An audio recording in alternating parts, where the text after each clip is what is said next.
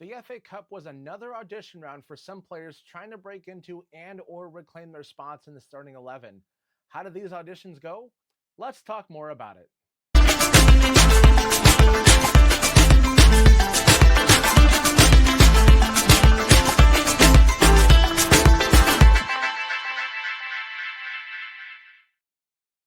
Hello, everybody, and welcome to the Newcastle United Digest, the channel delivering tune content in bite-sized chunks. My name is Adam Snyder, and this episode will be all about the FA Cup win against League One leaders Birmingham City. The team, pitch, and weather conditions were all equally scrappy, and it was an opportunity for the full squad to show their true grit and character in this game. It was another opportunity for some of these fringe players to audition for Eddie Howe to see if they are worthy of more playing time in the starting 11. And the first person that I think fared well and is first team ready is Lewis Miley. Bruno took the sixth spot in the lineup, playing more defensively in this game, and Miley showed that he could dictate the pace of the game pretty well. He distributed the ball pretty well, and he was not shy getting a tackle in. He has bulked up from a year ago, and that can only help him on his upward trajectory into the first team. However, he's still 19. He still needs to bulk up a little bit more, and he's still playing behind two world-class midfielders in Bruno Guimaraes and Sandro Tonali.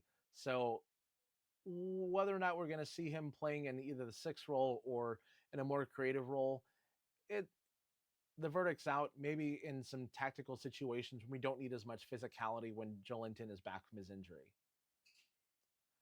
And the next person I think fared well and got a goal is Callum Wilson. Callum Wilson has been known for being injury prone, to say the least.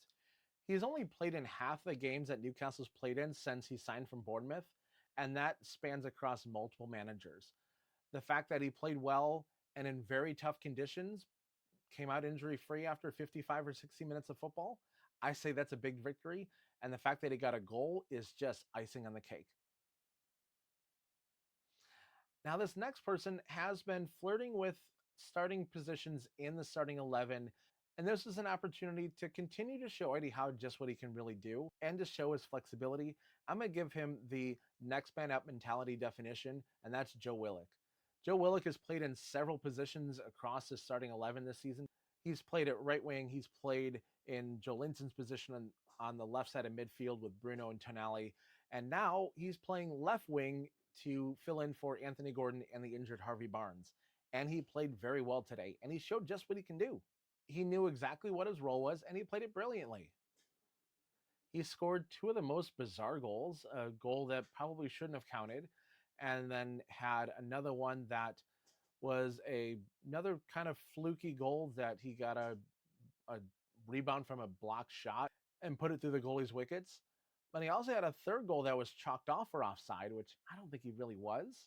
But, you take the dodgy first goal that I'm not sure was over the line. And if you take a look at it and look at multiple angles, you'll see it really wasn't over the line. However, the linesman also wasn't in position to call it. But for that reason and the fact we didn't have goal line technology or VAR, I'll take it. And then didn't have VAR for the offside goal, I'm going to say they even out. One of those two is going to be a goal for Willock. I'm happy for him. He did brilliantly today. And now that Miggy is back in Atlanta, he's going to serve as a great utility player across midfield and across the forward line, depending on injuries and tactics. And he'll be a great person to come on for a tired Anthony Gordon or a tired Jacob Murphy or a tired Joelinton to add some pace in midfield.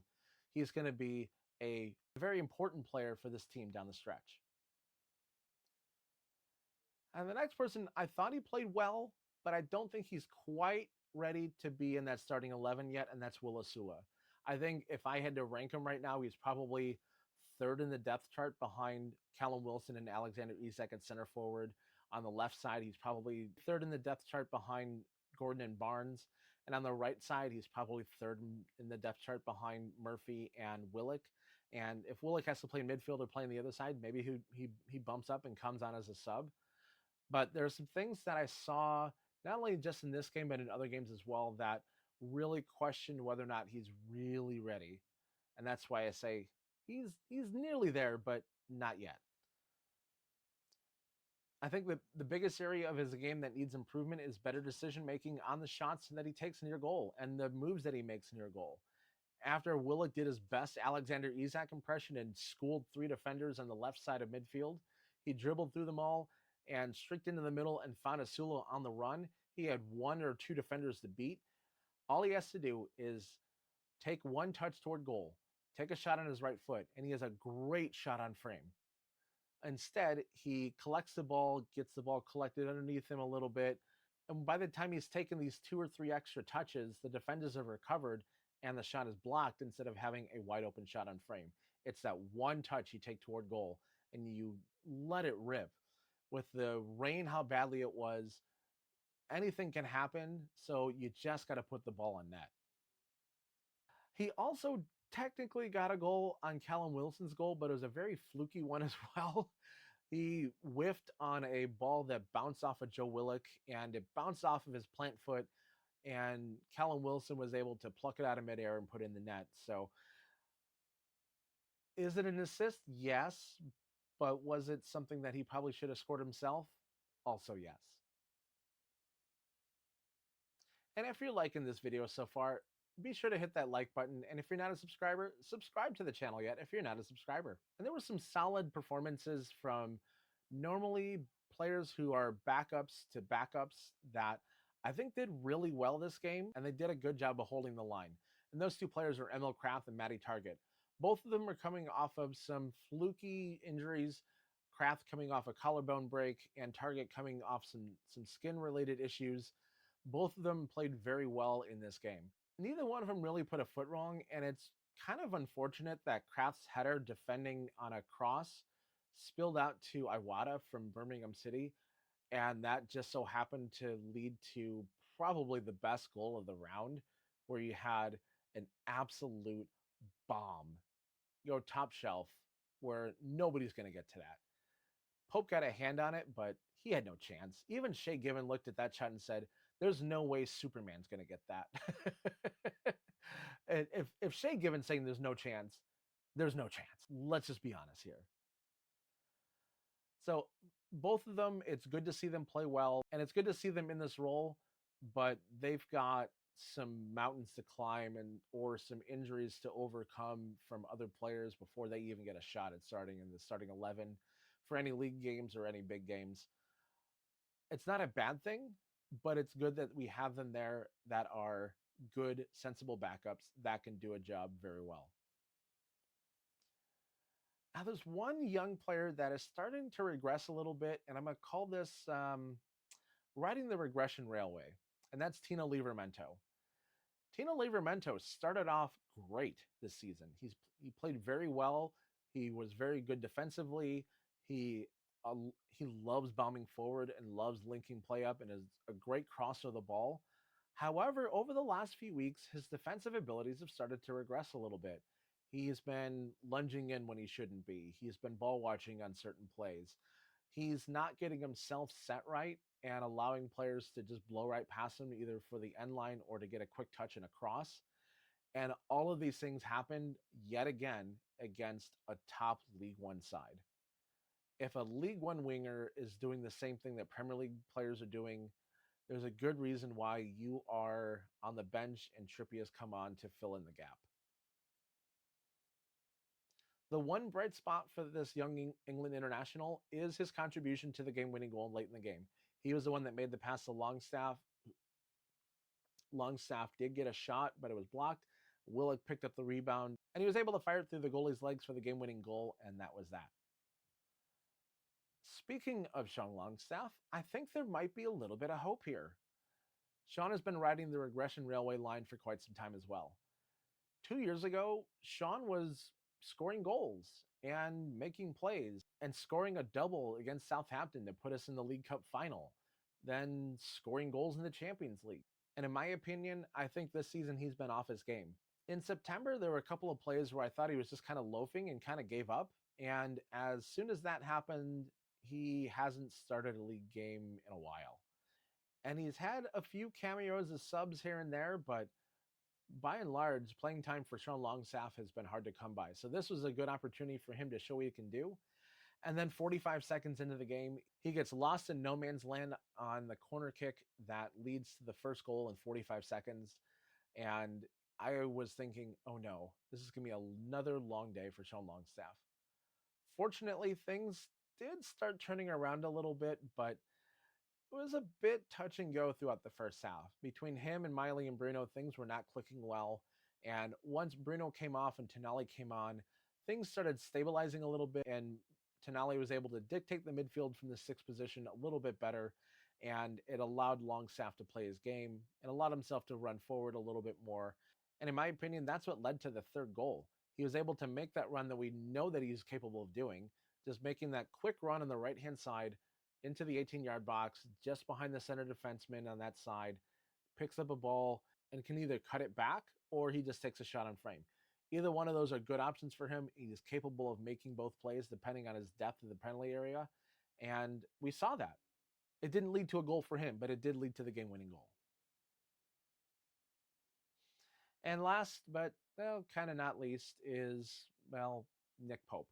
I think that we did miss Martin Dubravka a little bit, but in some ways I thought Nick Pope did play well.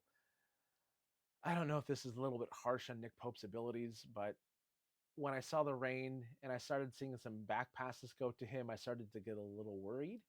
And if me or defenders don't have the greatest trust in his abilities to collect the ball, then it's a little bit worrisome.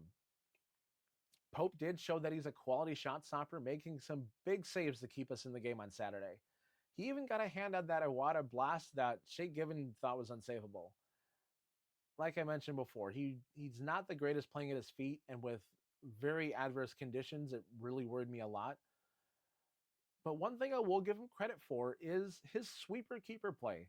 There have been some times where he's gone a little bit over the top and a little bit too aggressive, but his aggression was just the perfect amount for this game, and it did contribute to breaking up some plays at various portions of the game. Overall, the team did well to advance to the FA Cup, and with these really crappy conditions, it showed the depth of character the squad has, even when you're not playing your full starting 11. Their reward for winning this match is a home tie in the round of 16 against Brighton. This match will be the weekend of March 1st, and as of this recording, the kickoff time has not yet been announced. And as we're winding down this episode, let's go through my ratings by position. First off, we'll start with goalkeeper Nick Pope. We just talked about him. I'm going to give him an 8 out of 10 for this game. Those situations where he was playing the ball at his feet and was getting a little bit of pressure worried me.